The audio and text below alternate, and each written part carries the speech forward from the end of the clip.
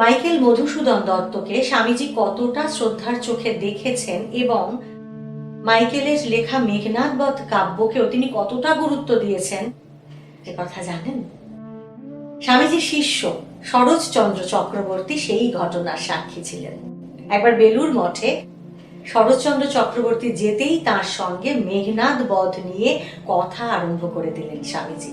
যদিও তিনি তখন খুব অসুস্থ, বেশি কথা তার বলা বারণ তখন, তবুও স্বামীজিকে সেদিন মধুকবি যেন একেবারে পেয়ে বসেছিলেন। স্বামীজি উদাত্ত স্বরে প্রশংসা করে বলেছেন যে ওই এক জিনিয়াস তোদের দেশে জন্মেছিল।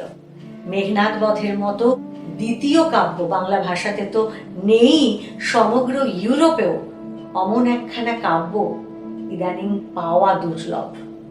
মেঘনাদ বধকে ব্যঙ্গ করে 1868 সালে জগৎবন্ধু ভদ্র নামে একজন কবি ছুছুন্দরী বধ কাব্য নামে একটি কাব্য অমিত্রাক্ষর ছন্দে রচনা করেছিলেন।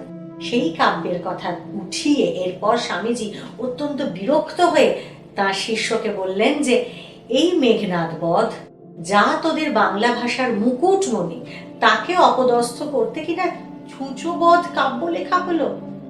তা যত পারিস লেখ না, তাতে কি?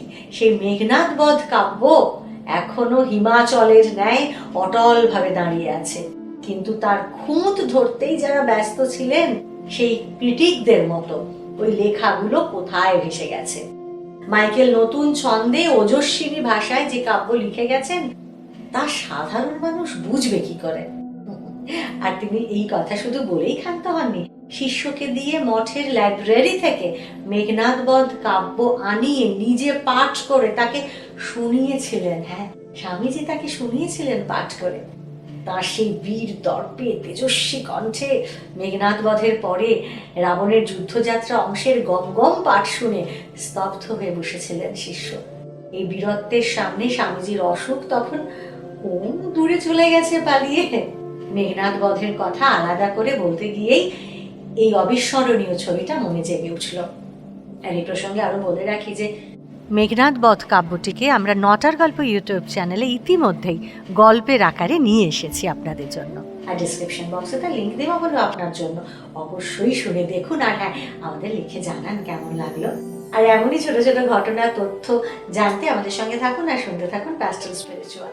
আপনারা আমার সকলের ভালো থাকার পাশাপাশি।